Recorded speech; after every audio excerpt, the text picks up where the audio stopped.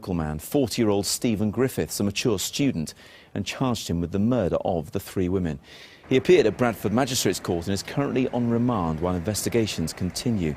The 3 women, Shelley Armitage, Suzanne Blamires and Susan Rushworth, vanished from the streets where they worked over the past year.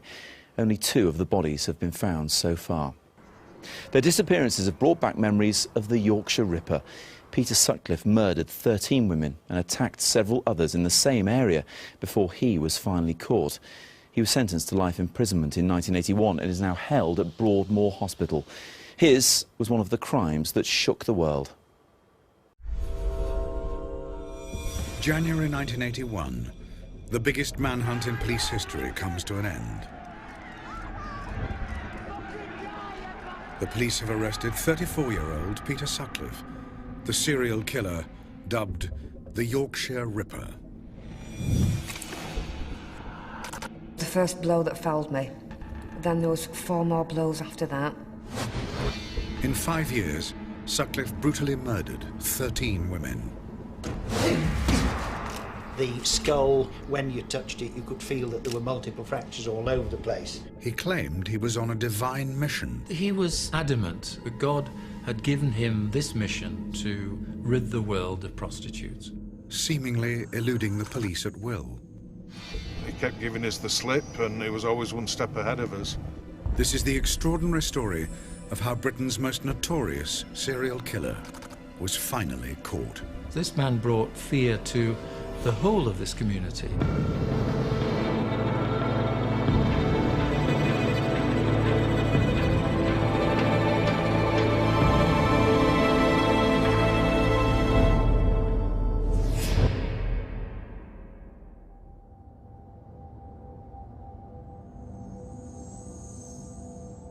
Leeds, 1975.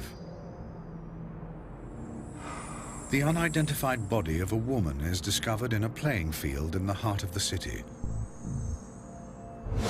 It's the 4th suspected prostitute murder the police have dealt with that year. But this one's different. There's something about the injuries that worries forensic pathologist Professor Mike Green. The overriding feature was a single blow or 2 blows to the back of the head round about here, and then once the patient is immobilised, other injuries were inflicted. These were stab wounds. They were an unusual shape, but what was particularly unusual was that all of these wounds showed reinsertion. And this is one of the many things that makes this case so different from your typical homicide. I certainly have never seen another case like it, and I don't think many people will have. The body is identified as 28-year-old Wilma McCann. She lived just 100 yards from the playing field where her body was found. The memory of that day still haunts her son, Richard. This police officer sat us down, and I'll never forget those words. Your mum's been taken to heaven. You're not going to see her again. And as a 5-year-old boy, yeah, I was devastated. We worked out over the next few weeks that she'd been attacked at the back of the house on that field. Alarmed by the savagery of the attack, the West Yorkshire police launch an all-out investigation. But Wilma McCann's killer remains elusive.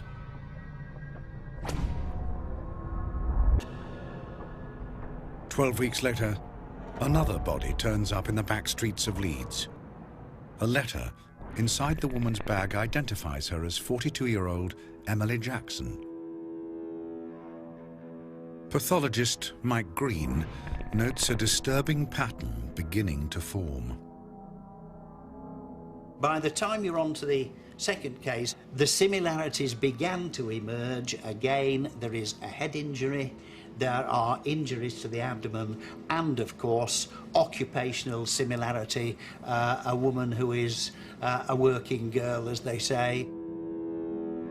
The failure to find the killer concerns Keith Halliwell, a chief inspector in the West Yorkshire Police. Our murder detection rate had been as high, if not higher, than most other forces in the country. There were years when we'd no outstanding or unsolved murders. And here was one murder, then another murder, that wasn't being solved. And as far as the police were concerned, there was utter frustration. The press sees upon the similarities between the two murders. Constable Andrew Laptew is there when the police find the first clue to the identity of the killer. Emily Monica Jackson was found at the rear of a bakery. We actually saw the body with a Wellington boot print across one of her thighs, which was quite a vivid sight. More boot prints are found in the soil near the body. Forensic experts set about analysing them. They took the casts of these marks in plaster of Paris. What they realised was they could give an idea of the size of the footwear that had left this mark. They had a tread pattern that they could work from. When the forensic team discovers that the print belongs to a size 7 workman's boot, they suspect the killer may be a manual worker.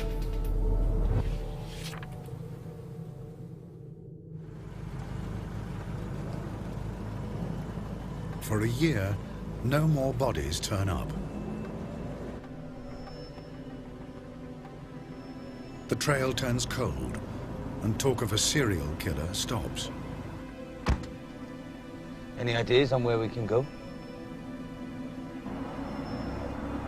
It's to be the lull before the storm.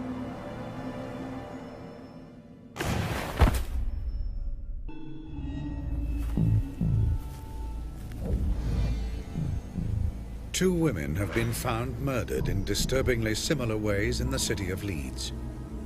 The press suspect the deaths are the work of a serial killer. Despite an intensive police investigation, the attacker remains as elusive as ever. It's now been a year since the last body was discovered. Theories about a serial killer appear unfounded.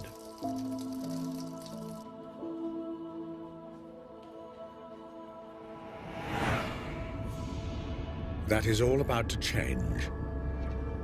Roundhay Park, a green oasis on the northern edge of Leeds.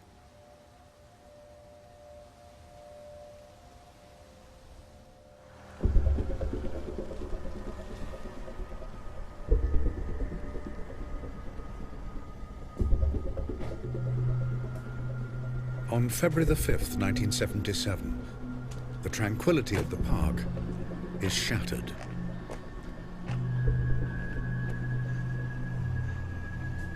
You all right there, love? Come on, how long is this going to take?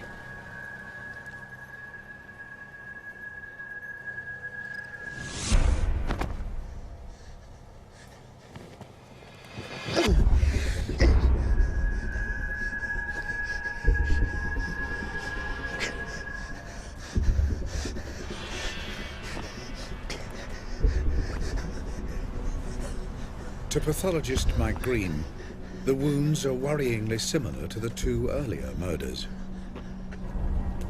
By the time we were on to the third one, again, head injury, injuries to the abdomen, so a definite series has emerged by then.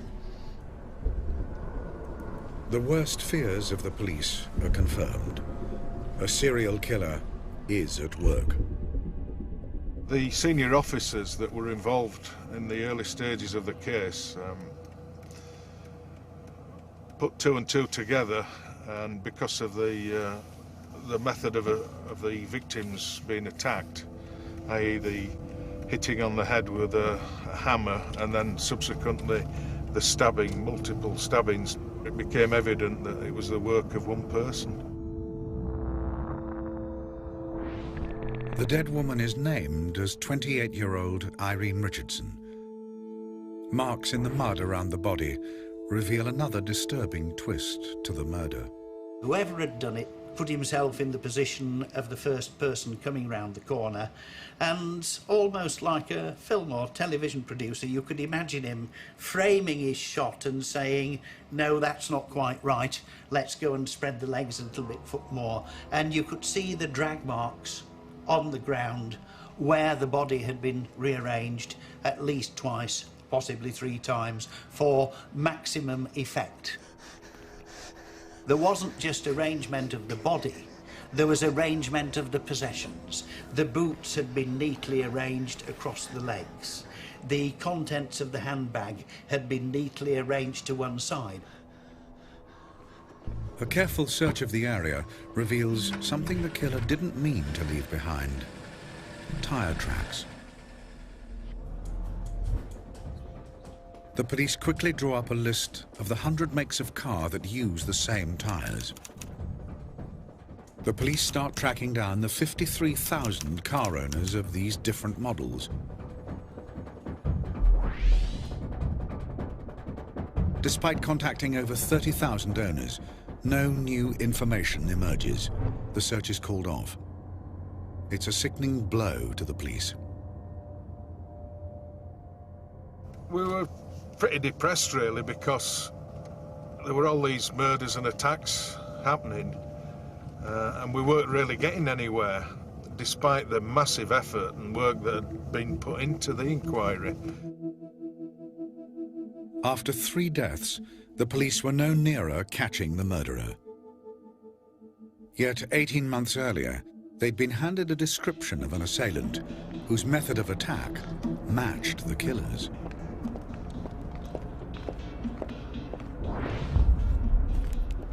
Walking home, 14-year-old schoolgirl Tracy Brown is approached by a man.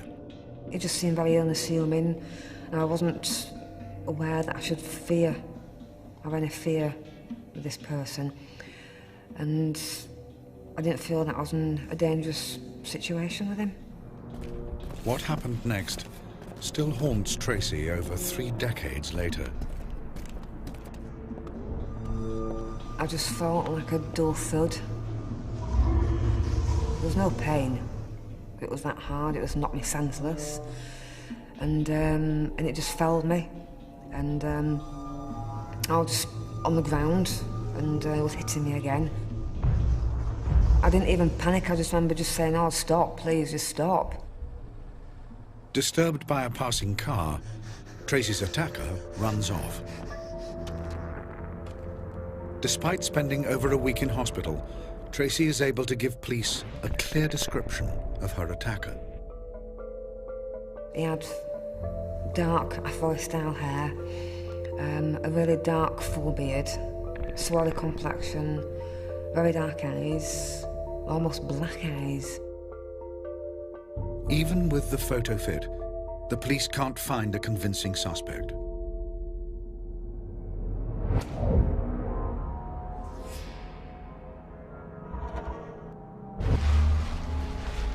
In the spring of 1977, the body of a 4th woman is discovered. There is another savage variation to the murder. We're now in Oak Avenue, and this is a murder scene where Patricia Atkinson was murdered. It was something totally unusual, a total departure from his usual killing methods.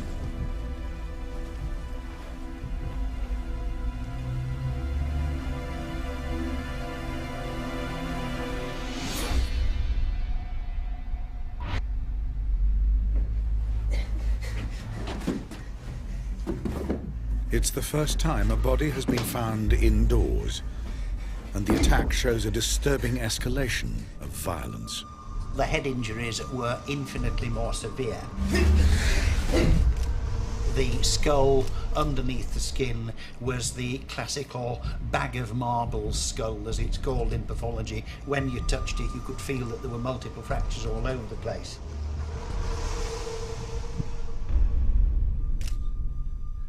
On the bed sheets at Patricia Atkinson's flat, the police discover a bloody boot print. It's a good match for the prints found at the murder scene of Emily Jackson. But no other evidence turns up.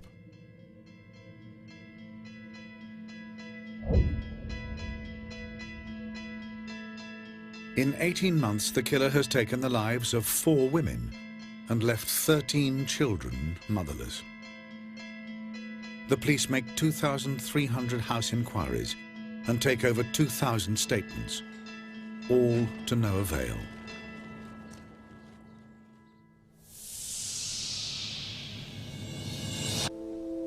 Nine weeks later, the body of 16-year-old Jane MacDonald is discovered in a playground. Her death will completely alter the public perception of the killings. For me, and also for a lot of society, when he killed Jane MacDonald, I think that's when it changed, because this was an apparent innocent victim. They were all innocent as far as I'm concerned, but, you know, the police and the media were suggesting that because it was a 16-year-old girl, this man would kill anybody. News of Jane MacDonald's murder spreads alarm throughout the north. This man brought fear to the whole of this community. And because we didn't know who this was, because we didn't know where he would strike, everybody was frightened. Following Jane MacDonald's murder, Assistant Chief Constable George Oldfield is appointed head of the entire investigation. His first act is to bring all the information about the 5 murders under one roof. The volume of information gathered is enormous. Oldfield sets about trying to cross-reference all the evidence. Right, you lot. Listen. All of you need to get much more detailed statements. And I want to see everything recorded onto index cards. Get on with it.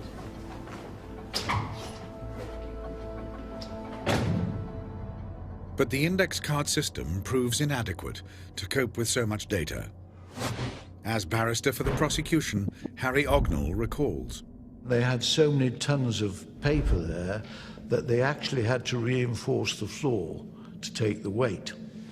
So the first thing to be said is that they were inundated with a surfeit of information, and they had no means effectively and efficiently of coordinating it. Information overload is a problem that will continue to dog the inquiry.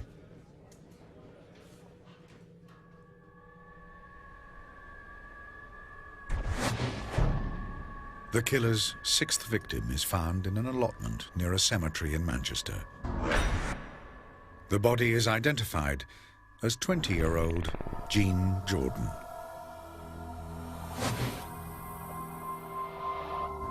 The forensic team make a crucial breakthrough. Fly eggs are found in the wounds. Now, there are some flies who prefer to lay their eggs in the shade, and some flies prefer to lay their eggs in bright sunlight. And in what you might call the sunny side of the body, there were eggs that preferred shade. Told the police that this body had lain for 2 or 3 days completely shaded and had then been pulled out into the light. The police deduce the killer has returned to the body to find something he's left behind. The search around the body intensifies. In a neighboring garden, a handbag is found. In a hidden pocket, there's a brand new £5 note. Police believe that £5 note must have been given, or could have been given, by her murderer. Tracing the £5 note from the Bank of England to Yorkshire, the police come up with a list of 35 firms that could have included the note in their payroll. One of them is T&WH Clark, an engineering haulage company, the workplace of lorry driver Peter Sutcliffe. As a possible recipient of the £5 note, The police interview Sutcliffe. We're going to run past where Peter Sutcliffe used to live. This is the house where he used to live with his wife Sonia. The police ask Sutcliffe what he was doing the night Jean Jordan was killed. We had a party here that night. I remember because I ended up dropping a few people back home. That's right, isn't it? You remember that, don't you? Yes. Sutcliffe was to reveal later why the police so readily accepted his alibi. This is where Sutcliffe got away literally by the skin of his teeth. He was about the 400th person who was interviewed by the police that weekend, and as he said in his interview afterwards, they were so tired that I could have told them anything and they would have believed it. The failure of the £5 note inquiry ends in tragedy. Less than 6 months after Sutcliffe's interview, the bodies of Yvonne Pearson and Helen Ritker are found. In May of that year, his 9th victim is named as 40-year-old Vera Millwood. The press dubbed the killer the Yorkshire Ripper. The manhunt for the Ripper is stepped up. A covert operation noting number plates of cars that frequent red light areas begins. The police are looking for cars that are spotted in 2 or more districts. One name keeps cropping up.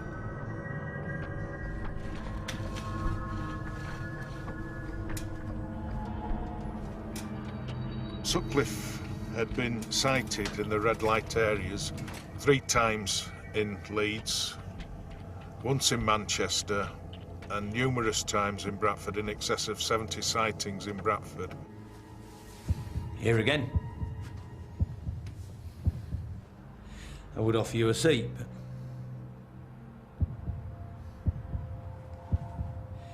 Give us a minute, will you, love?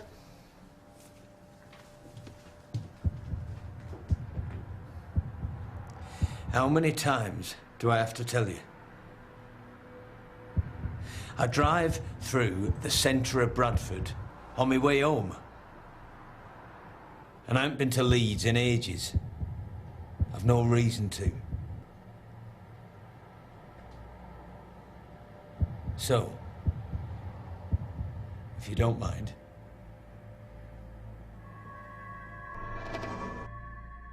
Not happy with Sutcliffe's answers, the police schedule a follow-up interview. But when the body of Building Society clerk Josephine Whittaker turns up, the interview's cancelled. The red light operation seems to have backfired.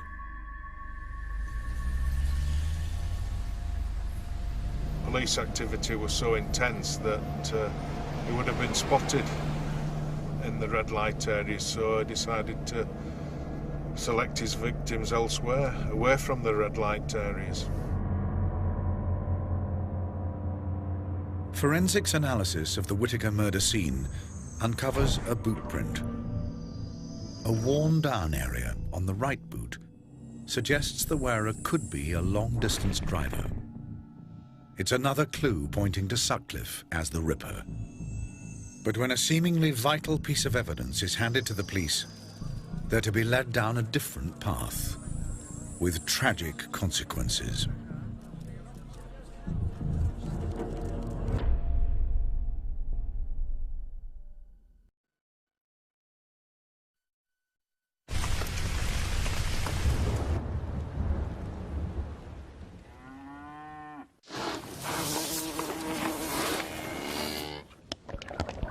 Kelly's Strawberries and Cream Ice Cream, made from Cornish cream and strawberries. Simple pleasure. The results are in. It's won Good Housekeeping's Beauty Star Award. InStyle calls it the affordable luxe cream. Grazia says it's the £30 American Dream Cream. And more importantly, women are seeing results. Noticeable results. Regenerist 3-point treatment cream. Get younger-looking skin without drastic measures. Olay. Love the skin you're in.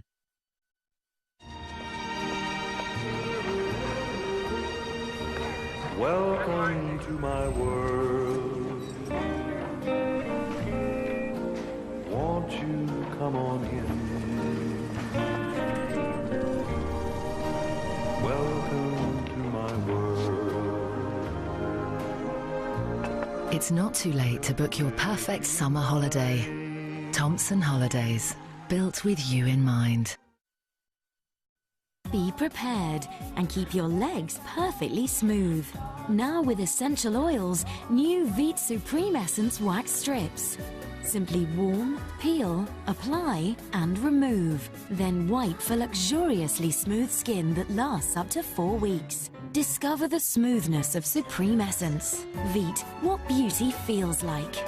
And Veet Wax Strips are so easy to use, 88% of glamour readers recommend them.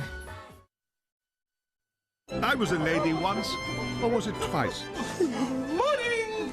Hello. My young lady friend here would like a savings account. I've just turned 18. But it has to be suitable for ladies. We are both ladies, you see. Right. How about our unique champion saver? It is suitable for ladies and men. Every month we select the 5 highest branch-based rates from a group of 8 high street banks. Oh, how enchanting! Then take the average and add a bonus for a top rate. Sounds divine, I'll take it. Your name, please. Fred Brown. Get a top rate month after month with Nationwide's Champion Saver. Sorry, Emily. You ruined it! What do you get at the end of a week? A weekend. There are boys' ones. Girls' ones. And dirty ones. Whatever your weekend, make the most of it. Hey.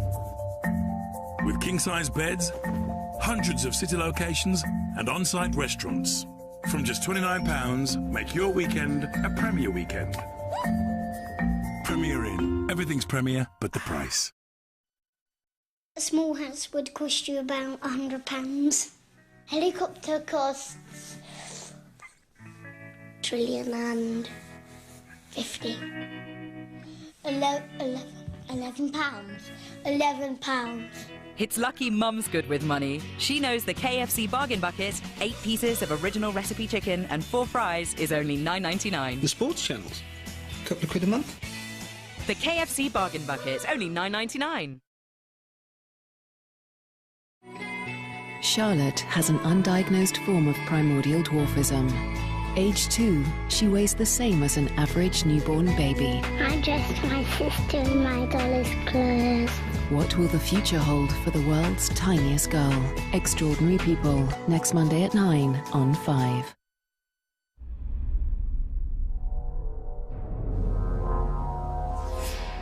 In less than 4 years, the killer dubbed the Yorkshire Ripper has claimed the lives of 10 women. The police have launched Britain's biggest manhunt. Lorry driver Peter Sutcliffe has been interviewed 4 times in connection with the killings. Is the net finally closing in on the Yorkshire Ripper?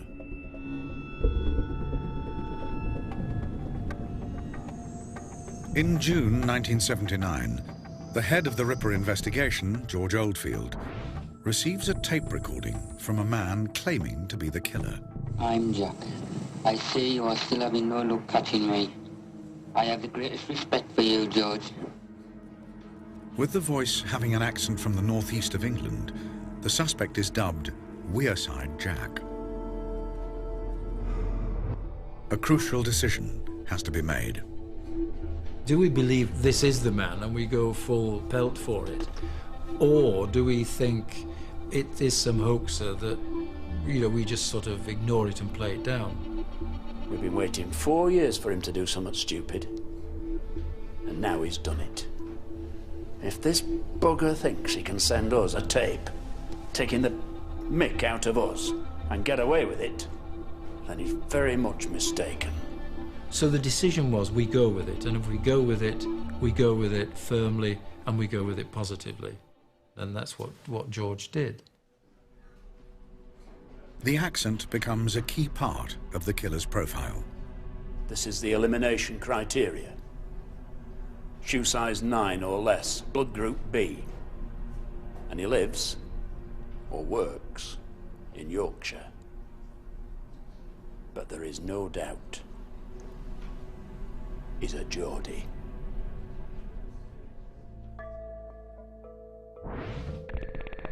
Armed with the tape, the police begin a nationwide publicity campaign. One of the most powerful memories that I have of that era was when West Yorkshire Police received that cassette recording. My name's Jack, you're no nearer to catching me now than you were 4 years ago when I started. I heard that in a club one night and I thought, my God, that's the man that killed my mum. That's the man that I think's going to kill me. And that chilling recording has remained with me ever since. Briefed to take special note of the person's accent, the police begin a series of follow-up interviews. Andrew Laptew is sent to question Peter Sutcliffe. We told him what the nature of our business was. He invited us into his lounge. I don't know why you keep bothering us. My mates at work have even started calling me Ripper. I'm getting sick of it. One of the icebreakers we used at that particular time was to Sonia. Now's your chance to get rid of your husband if you want. Normally we get a reaction, a laugh, something like that. But from both Peter Sutcliffe and Sonia, there was no comment, no reply, nothing, not a laugh. I thought it was a bit strange. Get us a cup of tea, will you?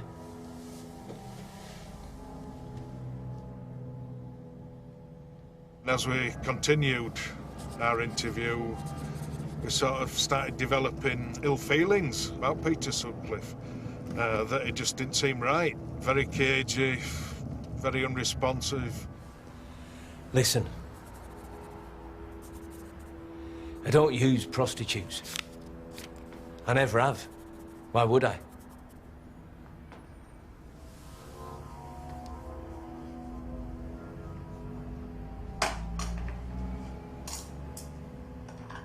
When we sort of started thinking about it in some depth, certain alarm bells started ringing, i.e.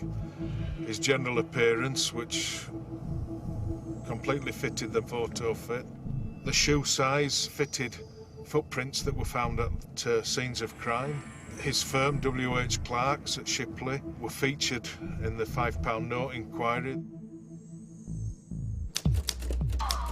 Laptew writes up his report and takes it to his commanding officer. He is stunned by the reaction. He summarily dismissed it.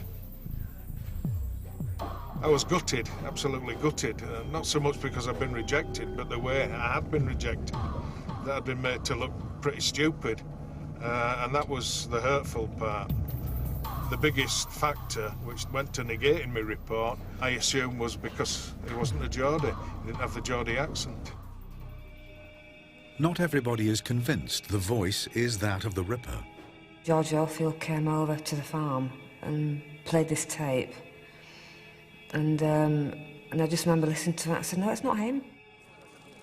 As much as I tried to tell him it was a Yorkshire accent, he was actually focused on this guy being a Geordie guy.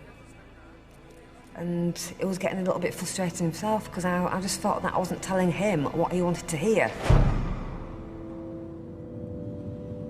With Sutcliffe excluded from the inquiries, it's not long before another body turns up.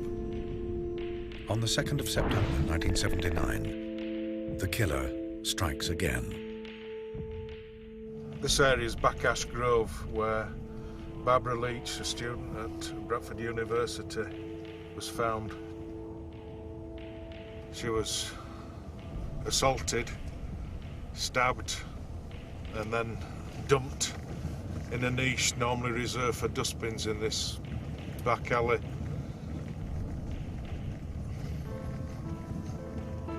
Another blameless victim. It's a devastating setback for the police. When you're a police officer And when you support the community, you love that community. You're worried, you're part of it. So it was pain, shared pain, and it was terrible.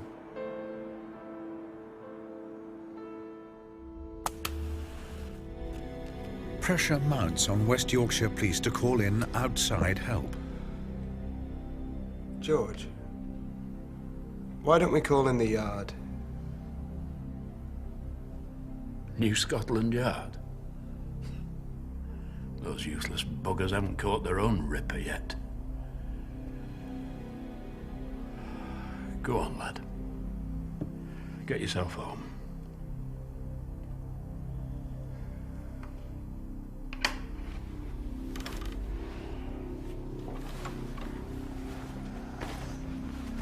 For George Oldfield, the enormous responsibility is taking its toll. The masses of information that was coming up to him was extraordinary, and one individual couldn't cope with that. I think he was sort of up 24 hours a day dealing with this. With the investigation in disarray, Oldfield is removed as head of the Ripper Squad. And the Wearside Jack tapes are finally discredited as a hoax. In August and November of 1980, the Ripper claims his 12th and 13th victims, civil servant Marguerite Walls and student Jacqueline Hill. 6 of the best minds in British policing are brought in to shake up the inquiry. They become known as the Ripper Super Squad. One of the key members of the squad is forensic expert Professor Stuart Kind. Using skills he learned as an RAF navigator, Kind creates an entirely new technique to track down the Ripper.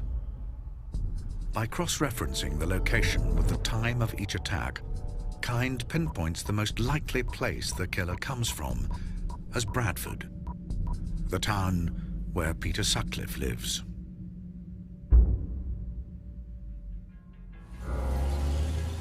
Kind's geographical profiling takes the police one step closer to Sutcliffe. But will the Yorkshire Ripper be caught before he kills again?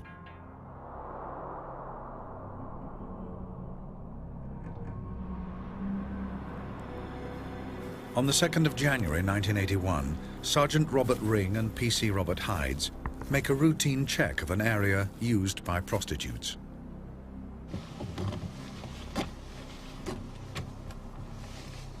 What's your name? John Williams. Where you from, Mr. Williams? Rotherham. Who's she? My girlfriend. What's her name?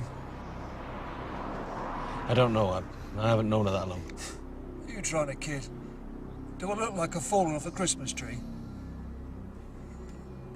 Wait here. When the registration plate is checked, the details fail to match the car or driver. Those plates belong on a Skoda, and you don't look very much like a Mr. Khan. I'm going to place you both under arrest. You get out. You stay there, love.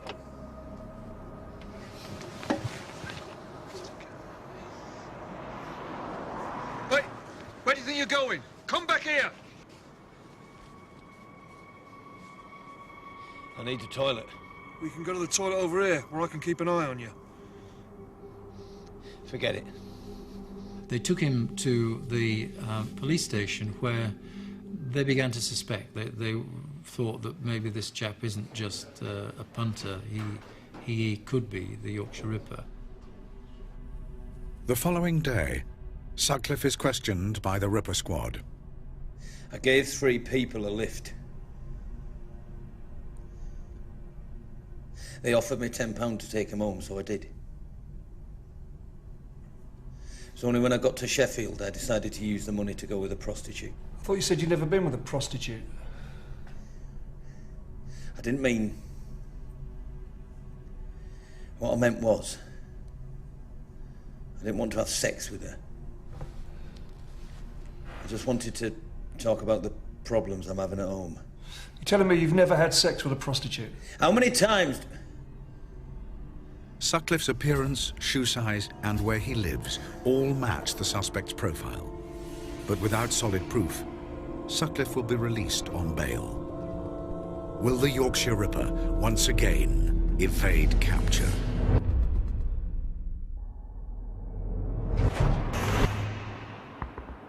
Get out. You stay here, love. After he's caught with a prostitute on the outskirts of Sheffield, Peter Sutcliffe is questioned by the Ripper Squad. It were only when I got back to Sheffield that I decided to use the money to go with a prostitute. It's the 10th time he's been interviewed in relation to the killings. But unless they find hard evidence, the police will have to let Sutcliffe go.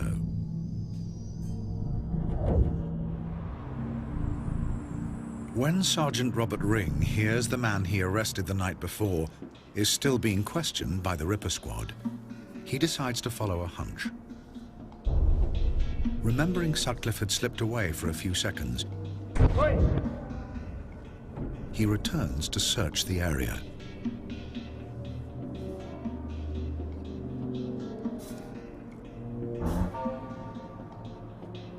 It proves to be a crucial decision.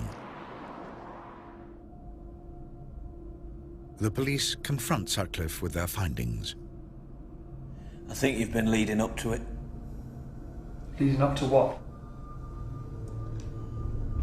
The Yorkshire Ripper. What about the Yorkshire Ripper?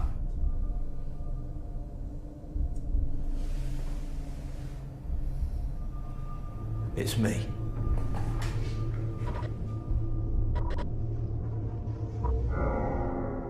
Sutcliffe told me that at that moment, miraculously, God told me I had to tell the truth, my mission was over. That's Sutcliffe's version of it. I just want to tell you about what I've done. I'm glad it's all over. Suddenly all of this pressure was lifted, all of the feelings were released. You know, finally, this has come to an end. And it didn't matter how it came to an end. This man was caught, and finally the chapter was an end. So there was euphoria.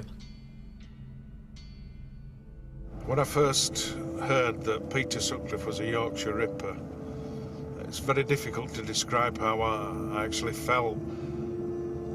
But it was like being punched in the heart, to be honest. The fact that I had interviewed Sutcliffe and that he had gone on to kill and injure other victims was something that it's going to live with me and stay with me to my grave.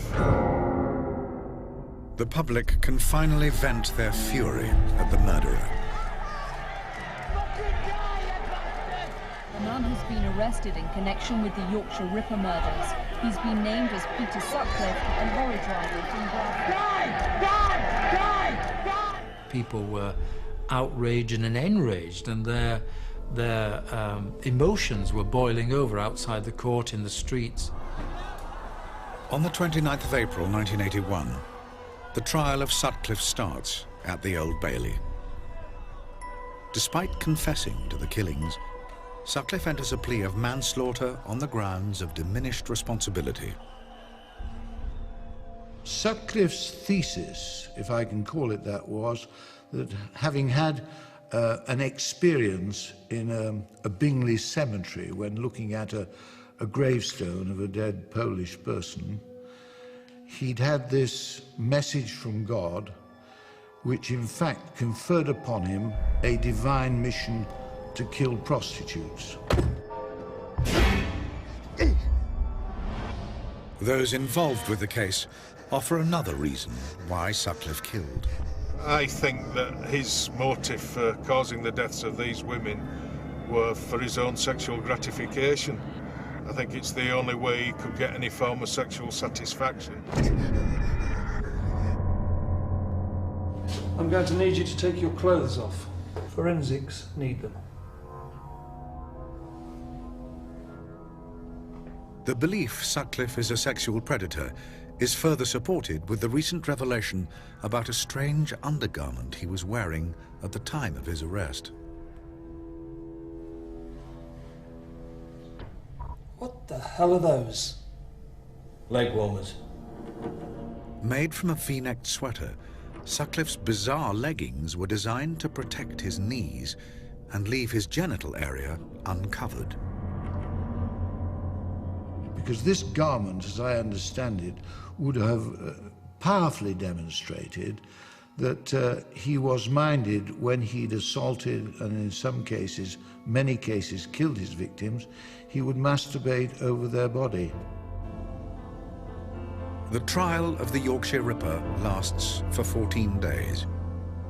Dismissing Sutcliffe's claims of diminished responsibility, the jury find him guilty of 13 cases of murder. Sutcliffe is handed 20 life sentences. I think everybody in the country wanted this guy to be convicted, for this guy to go down for a long time. And I suspect the majority of people certainly in Yorkshire would have liked him hanged. That would have been my feeling. I believe he should have been hanged. For the police, the elation at the verdict doesn't last long. A report looking at the 5-year Ripper manhunt paints a damning picture of the investigation. There was this feeling of immense sorrow that some of our senior colleagues who had put their hearts and souls and their physical health so completely into the inquiry were simply butchered to satisfy the press.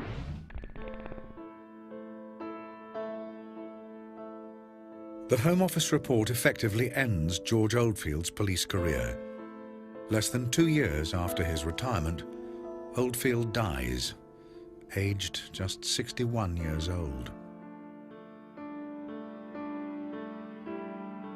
3 decades later, the effects of Sutcliffe's brutality are still being felt. Why did he do it to me? What was going through his head? How did he feel? Does he feel any remorse about what he's done? Not only to me, but about all these other people as well. Or is it just nothing inside there? Is it just totally bad and evil? I've seen how it's affected my family and my siblings, and my elder sister Sonia especially. She felt that she didn't deserve to live to be older than my mum. At 28, mum died. And when Sonia became 28, it's almost like she got even worse because she didn't feel like she deserved to live. And very sadly, to say the least, Sonia took her life. In December just gone, last Christmas, and you know, I put that down to what he did, Peter Sutcliffe, on the night Mum died. In 2006, 50-year-old John Humble admitted to sending the hoax tapes. He was sentenced to 8 years for perverting the course of justice. Peter Sutcliffe later confessed to Keith Halliwell the attack on Tracy Brown. In 1984, Sutcliffe was transferred to Broadmoor Secure Mental Hospital, where he's still held today.